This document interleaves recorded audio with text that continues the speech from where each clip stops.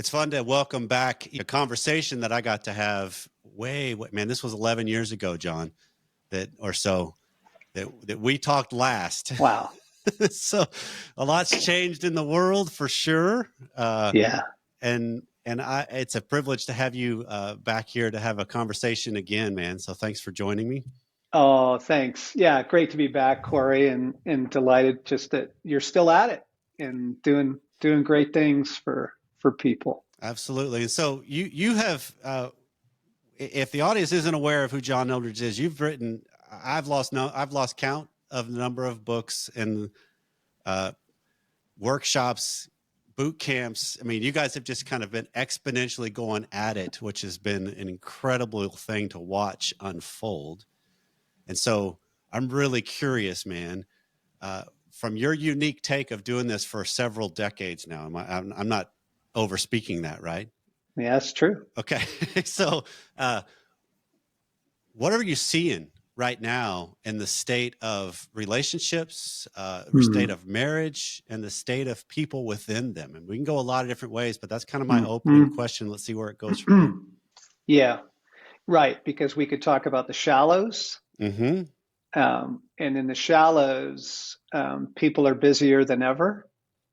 And that busyness takes a toll. I mean, somebody's going to end up paying for that. And it's usually your spouse pays for that. It's just busy, right? So you get home, you're gassed. You've got very little left. The amount of like what used to be called leisure time or downtime, right? Yep. People are like, what are you talking about, man? Right. It doesn't exist. Right. Well, okay, so frog in the kettle, everybody thinks, well, that's just the way it is. I would say, folks, that has a cost to it, and a cost to your soul, your personal well-being, and it has a cost to your relationships. As you start dipping down a little bit, I think what I would call like the Midlands, I would say that people have not actually fully recovered from the pandemic. Yeah. And I know we don't want to talk about that. People are like, oh no, man, that's in the rearview mirror. Like, we're back to normal. Yeah. Yeah. And we actually aren't. People haven't found a new normal that's healthy. Okay. They have a new normal. Good clarifier. Yes, that's a good clarifier. But it's not healthy. But Corey, I think the thing that we'll probably end up spending most of our time talking about today is to kind of listen to people. Because we're living in a highly unstable and uncertain environment in the world right now, what is surfacing for people is unhealed trauma. And primarily unhealed childhood trauma, but not necessarily only childhood.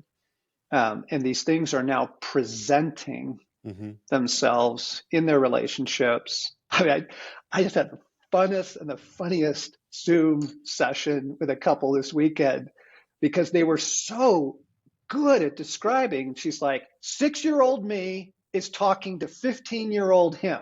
And I'm like, brilliant. That jackpot. You guys are, wow, that's 6 months down the road, man. Yeah, but that's what it is. It's the young places in us. In times of when life's great and your vacation's cool and everything's good, that stuff simmers, below the surface. But in times when you don't have a lot of margin and you're kind of running on fumes and the world feels pretty chaotic, that stuff really shows up. So down in the depths, that's what I'm seeing. That is what is affecting people's marriages from my perspective. Yeah. So this is kind of what I would concur with that. And I'd also add the caveat of, it seems like what the pandemic did most was take away the bubble of comfort and the fact that we really don't control much of anything. And that kind of resurfaced a lot of this whole, I feel totally out of control because I thought I had control. Yeah, that's right. The world has always been a fragile place. The pandemic didn't make it fragile. No, not at all. It just revealed, but fragility. So you've seen anxiety, for example, anxiety disorders going up during and since the pandemic. Yeah, because people need a stable place. They need to know they're going to be okay. Mm-hmm. And so when people are hearing this and thinking, okay, so the 6-year-old me is now speaking to the 15 or maybe the 6-year-old spouse. Yeah. Um, Yes. I'm curious in your take, where do they begin if this realization seems to impact and make a little clarity? Oh gosh, this is just, it's gold. It's absolute gold because it's going to bring a lot of clarity to your marriage and your relationships. So let's unpack this for a little bit. I know we have some time to do Mm-hmm. this. I would say, first off, try and tune in. How old do you feel when your spouse gets mad at you, or when they're late and they blow off something important to you, or they just completely forget your birthday, or triggering events. Let's call them triggering events. Could be a Mm-hmm. conversation, could be an event, and because you and I are talking about 6-year-old or 12-year-old you, like just tune in and ask yourself, how old do I feel right now? And it might even be depending on the kindness in the marriage. Okay, now this is important. Depending on the kindness in the marriage, you could even ask each other. You could say, hey, babe, um, 32-year-old you feels like, I don't feel like I'm talking to Right. 32-year-old you. I don't see a 32-year-old person in front of me. Right. Yeah, exactly. If you can do that with kindness, wow, you can really help each other towards some understanding. And you can ask your spouse, you say, hun, how old do you feel right now in the midst of this conversation? And Right. I think you could also add another layer to it in the sense of, so honey, how old do you interpret me coming across as? yes. Who are you Yeah, seeing? Right. yeah, Who are exactly. you seeing as far as my age? Absolutely. Yeah. Yeah, yeah. Because if you could begin to get some language around this into the marriage, um, the way you use language is really helpful because it's very disarming. Mm-hmm. You can say, oh, right now, babe, I love you, but I really feel like I'm talking to the angry teenager again, and I love her, and she has a place at the table, but is that who you want me to be Mm-hmm. having a conversation with right now? And then she can calibrate, right? She can go, no, I didn't really mean for her to show up. She needs some care, but Mm-hmm. no, I need to talk to you grown up to grown up, or not. And they Right. may say, yeah, young me needs some loving care, and young Mm-hmm. me needs to know, because what this couple was working through, for example, was his stress level was triggering 6-year-old her, and because he would be like tense and intense, and we got to get this nailed down, and so his way of coping with stress was causing 6-year-old her to feel very unsafe.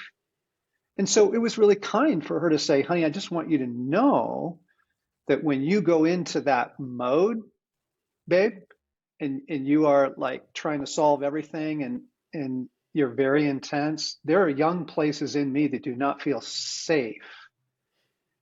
And because he's a good guy, he's able to say, oh wow, um, yeah, I'm sorry, I don't want that to be my effect on you. Mm-hmm. So thanks for telling me. Yeah, that's so good because I think the terminology and the ability, because one of the things I believe in strongly is the idea of I need to learn to self-regulate better in intense situations because that just creates a better possibility for everybody Everybody. involved rather than we can become so reactive. And I think that's the one thing I have noticed post pandemic is there's still a undercurrent of reactivity among society and people, Totally. right? There's still, you can't be in a crowded group. I mean, we went to a football game. We took our son to an NFL football game a couple weekends ago, and there's a guy above me that sneezed, and it's like, uh-oh. Immediately, you get caught up in this. Here we go. We're all dead. If Yeah. we go way overreactive, Yes. and I think Yep. that's for me personally. I'll own this. This whole thing of what I've recognized in, I don't know if it'd be 6-year-old, it'd probably be 8-year-old me, is a hypersensitivity to illness. that I absolutely know I have come by genuinely from my mother. Yep. So it's something that has been passed down, and it's the way it was cultivated and nurtured, on the sense that I woke up anytime with, oh, my throat hurts. All right, I got you an appointment with the doctor. We're going right now, and it's just nonstop. And it's like, it made me kind of scared. So you can imagine a pandemic at the level it was had me freaked. I wanted to crawl into a hole and die sometimes. And just like, I don't want to see Oh the man, world. Right. totally, totally.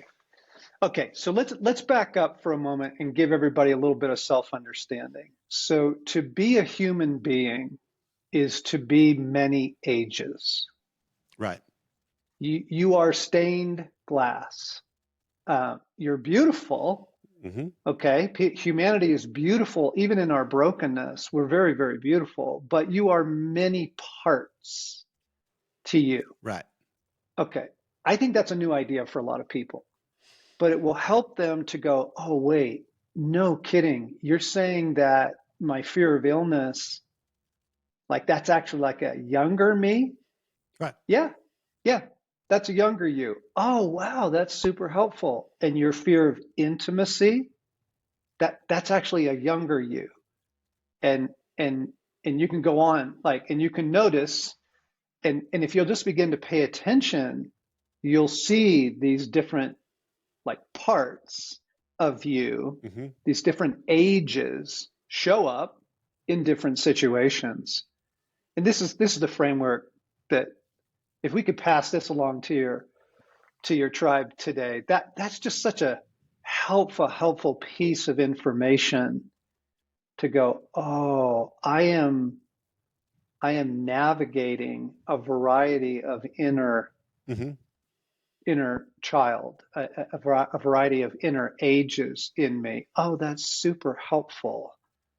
And it explains why I overreact to someone sneezing or to someone trying to control me, or when someone gets mad, I just freeze. Mm-hmm. I just don't even know what to do with anger. I just freeze. You go, oh, okay, that's okay. That's 8-year-old you, that's okay. That will revolutionize marriages to go, oh my gosh, right. Right.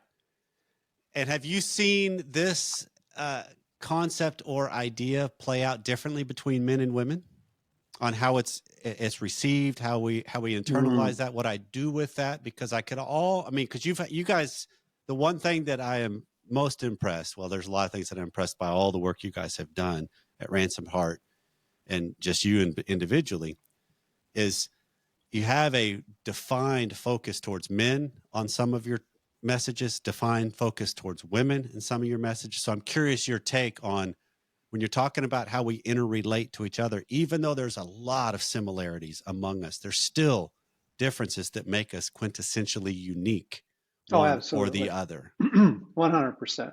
Yeah, because women primarily want to be understood and men primarily want to fix things.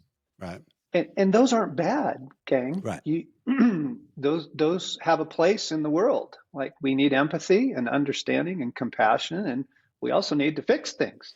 Like Right. you can't just leave the world broken.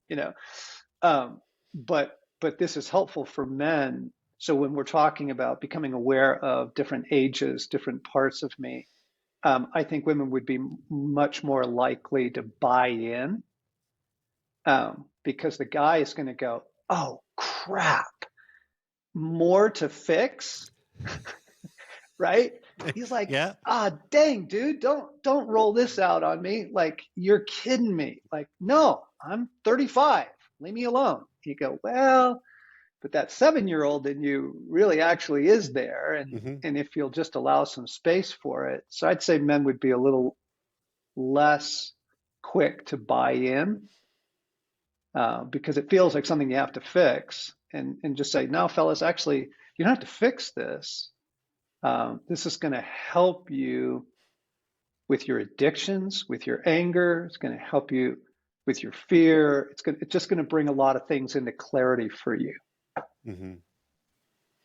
Yeah, and I think because that's the one thing that I think is important for people to recognize is this idea that every single one of us has a journey that we have stages that we haven't completely. I mean, there's all kinds of psychological theories out there. There's one is if you don't complete the journey of one stage, you never leave it in that aspect of your life, right? And Yeah. that's so Yeah. there's we're kind of That's terrible. Everybody, by the way, you're fine. absolutely I agree, but Yeah. it's the idea of there are so many things that we're constantly in the process of developing and becoming. I mean, I love the scriptural concepts of God cares about our character and our Yeah. wisdom, and those things are developed. Like Exactly. we grow those aspects of us, and a lot of that is exactly what you're describing. In that, oh, in that particular area of my life, I haven't grown it. I haven't. Yeah. That still shows up in this equation and Yeah. wreaks some havoc, and then kind of fades off back into the distance in hopes that Yeah. oh don't look at me, I'm good, I'm just going to stay hidden Yes. over here. Right. Yeah. Yeah. Yeah. Instead, the really hopeful thing about is that we are all in a process of becoming wholehearted. Wholeheartedness is the goal, where all of you is well and integrated into a mature adult. Mm-hmm. And in that journey, so now you go, oh, okay, I got some language for this. So, okay, the fear of intimacy thing, that's a 7-year-old in me because there was inappropriate intimacy, or harm. Okay, what does the 7-year-old need? And again, guys, like, see, the thing is to be wounded for most men is an embarrassment. Right. And we got to out this and go, that's BS, guys. And I'd use stronger language if we weren't podcasting. That's just BS. Right. Like, to be wounded is to be wounded. It doesn't mean you're weak Mm-hmm.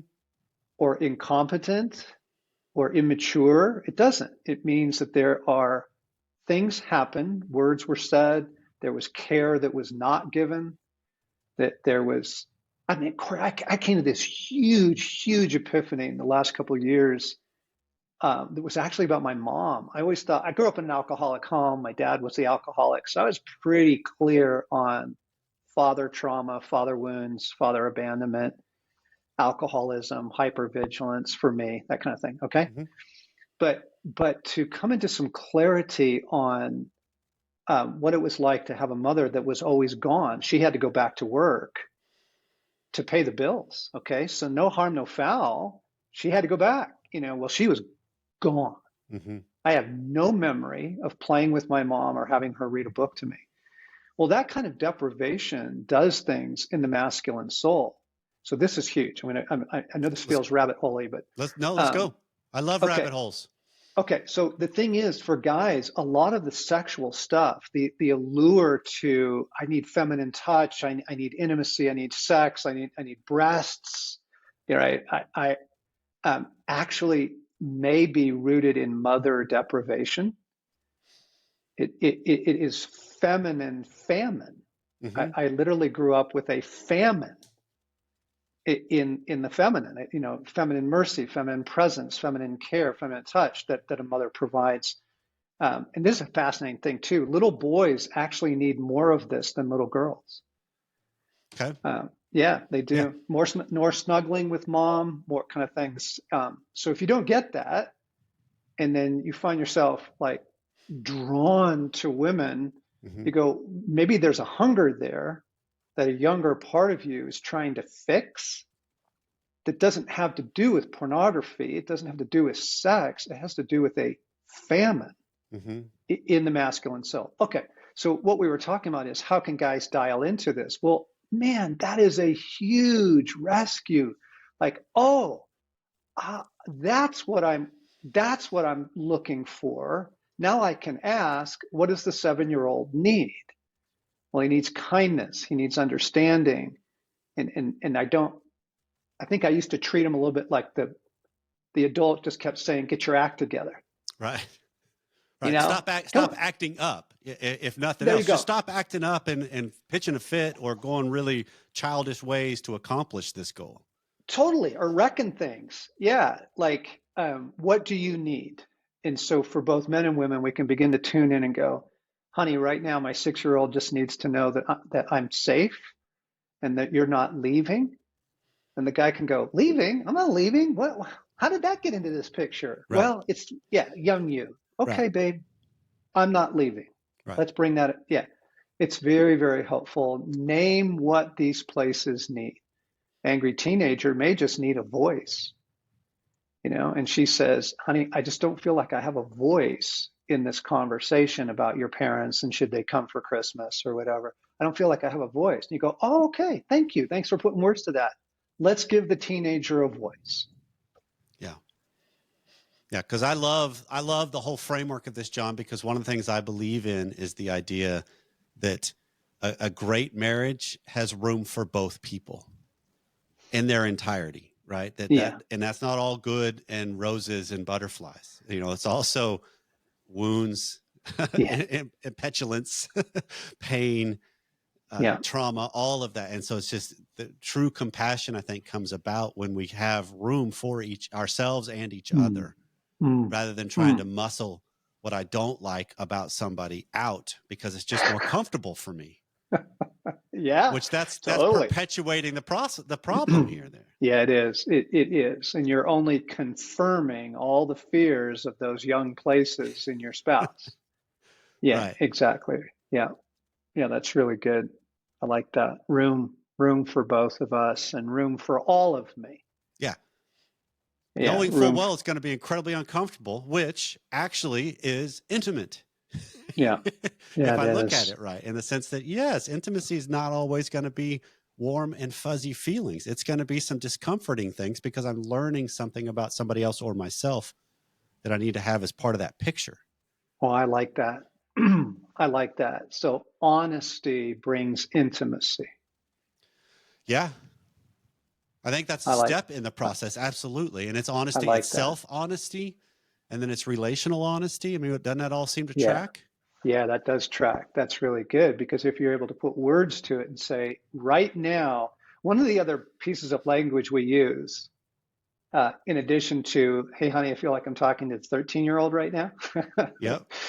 um, or 8-year-old me is feeling really anxious about this decision we're trying to make. It's why am I immobilized? You're wanting me to make a decision. I just want you to, 8-year-old me is freaking out. Right.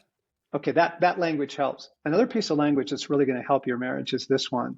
The story I am telling Yeah. myself, right? Yeah. Say, hey, babe, the story that I'm telling myself is you don't care what I think Right. about this. Right. Is that true? I said, I don't think that's true, but the story that I'm telling myself, and it's another way of putting language to there are parts of me that are have a narrative. Yeah. Right.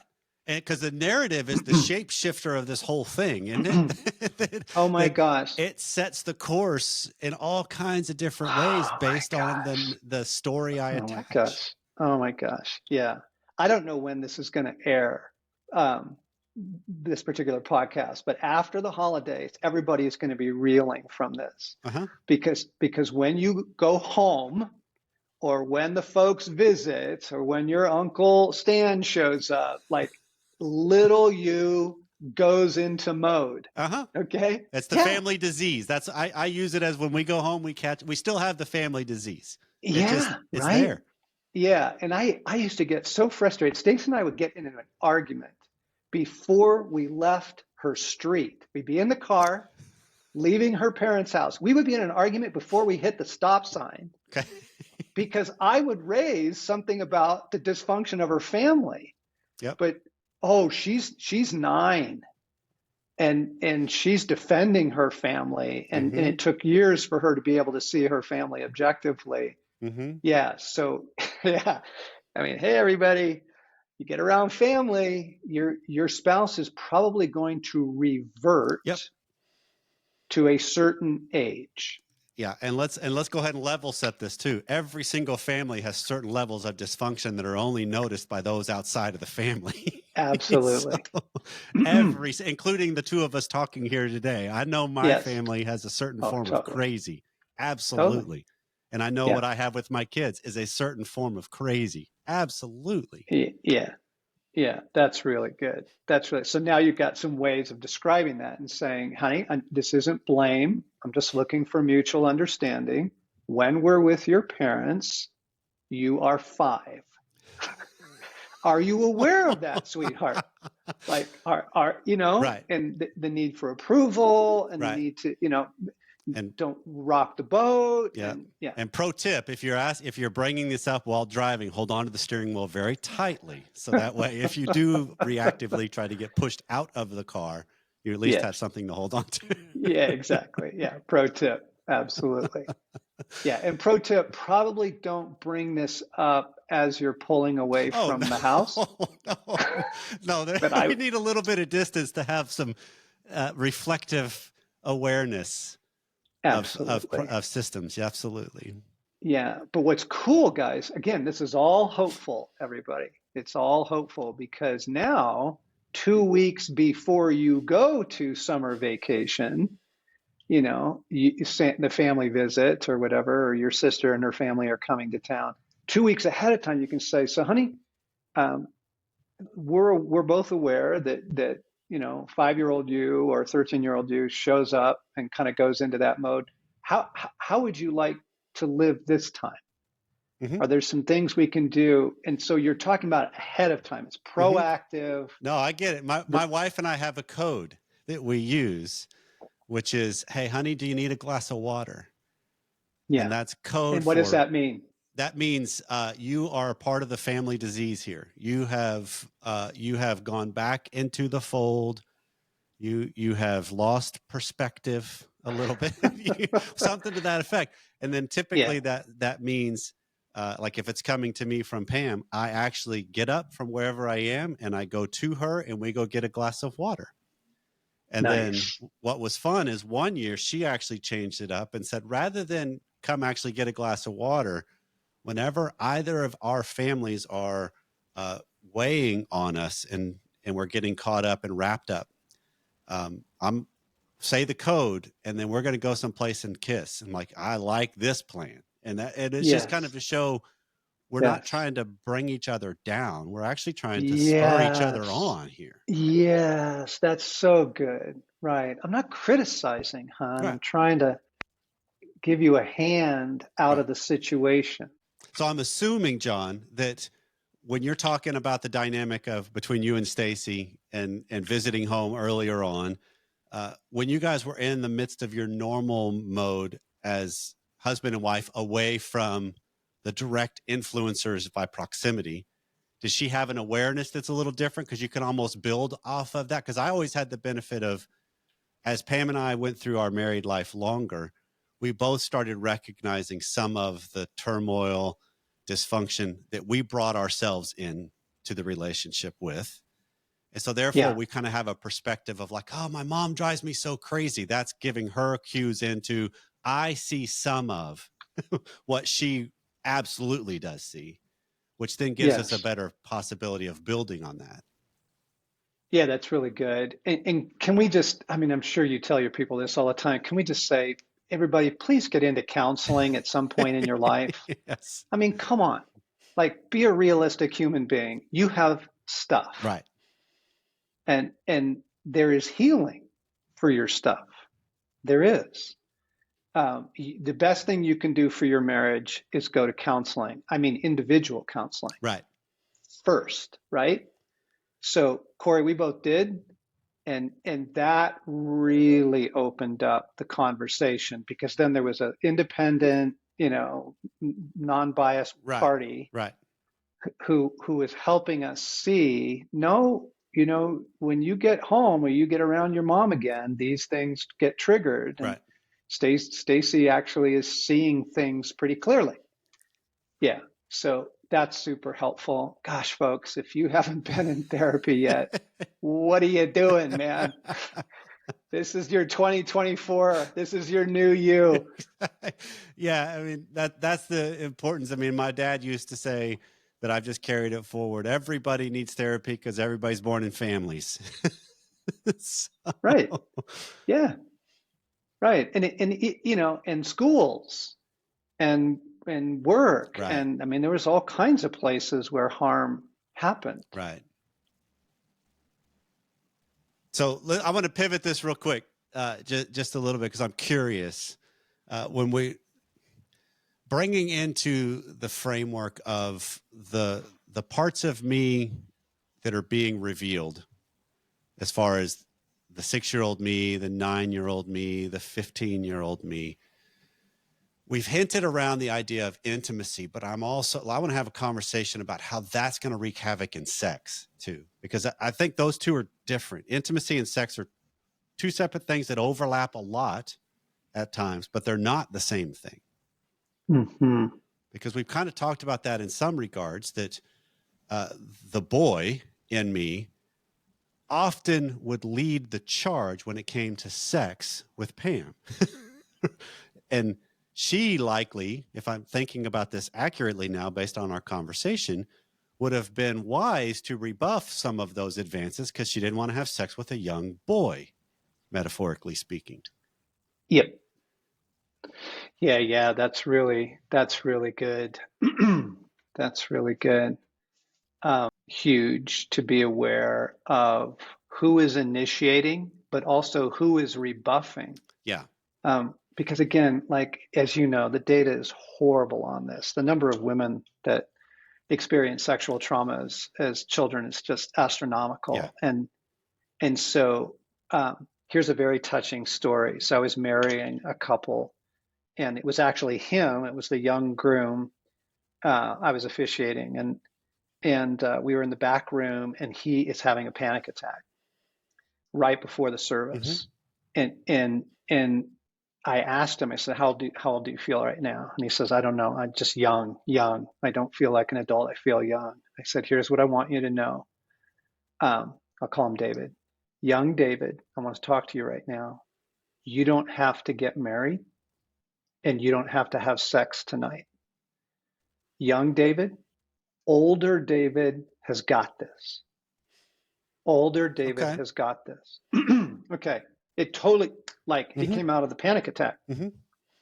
Okay. So why women? Why am I bringing this up on the female side? Well, because if a woman internally is not liking the idea of having sex, ask yourself how old you feel. Because 37-year-old you may actually really enjoy sex, right? It's 8-year-old you, okay, who hasn't healed yet from the trauma. And so you can literally say to 8-year-old you, oh, sweetheart, this isn't, you don't have to do this. I got this. Older me has got this. Right. This is for big me. Right. And because those feelings in us of interest or the lack of interest may be coming out of younger places in us, I guess is what we're trying to say. Absolutely. And I can almost hear when we can start to get more integrated, to use the words you used earlier, 100%. within that dynamic of ourselves, within the close proximity of somebody else doing the same thing. That's where you get sex on a whole nother level, right? That it's a spiritual oneness. It's a bonding. It's a soulful thing. It's not just an act you're doing. Absolutely. 100%. Okay. So to be kind, we need to talk a little bit about integration. Okay. And that's a whole podcast in itself. It's a series. It's a whole podcast series in itself. But let's just give a couple tools towards integration. And one is, how does older you feel about younger you? Okay. And how does younger you feel about older you? Because for most of us, older us is still pushing younger us away. Right. And you're not going to get to wholeheartedness while that's happening. Right. Okay. So oftentimes there needs to be forgiveness, apology, kindness. Older me was the drill sergeant towards younger me. Just get your act together, man. Stop crying. Get your, right. That doesn't work. And even to give younger you a voice to say, how do you feel about older me? So, you're feeling 7 years old and you go, 7-year-old me, how do you feel about grown-up me? And go, I'm scared of him. Go, yeah, I get it. Okay. Because for integration to happen, the two of them have to like each other. Right. Older you needs to like younger you needs to like older you. Okay. Or they won't come home together. They won't reintegrate. And then because a large part of your audience is coming from a faith perspective, the most hopeful thing in the world is this: the soul is healed through union with God. Right. The soul is healed through union with God. This is the most lovely thing in the universe. It is that the kind, tender, loving God who created you is able to come to those young places and provide care and assurance and healing. And so what I do when I'm feeling younger me or raging 17-year-old me, there's an angry teenager there, is I say, okay, Papa, Father God, Papa God, I need you here. Would you come here? Meet me in this place. And just that simple prayer of just meet me in this place can really bring us towards integration. Yeah. Yeah, because what I hear you describing is that is the aspect of where we learn to settle ourselves Mm. and all of ourselves, Mm. if you will, right? Exactly. That Yeah, I rather like than that. letting one run the show, Yes. settle Right. into it and see where it goes. Yeah. Yeah, that's good. Okay. That's good. Well, man, this has been a privilege to steal some thoughts and some time with you, man, and I so Oh, much thanks, appreciate it. Corey. So, It flew by. as they always do, great conversations. You just get caught up in them, and they just go. So, Yeah. but in case somebody doesn't know how to find you, where would they do so? Yeah. So we are Wild at Heart. That's the name of the organization. It's the name of the podcast, wildatheart.org. It's our website, Wild at Heart app, the Wild at Heart podcast. Yeah. So, and there is a whole slew of tremendous resources there. So I highly recommend checking it out to the audience. So, John, For free, by the way, absolutely folks. it is. I noticed that change within the last couple of years. I was like, whoa, everything just completely shifted in the way you guys were going. Yeah. So that's so great. Yeah. Well, blessings on the continued mission. And thank you so much, man. Thanks. Thanks, pal. Great to be with you, Corey.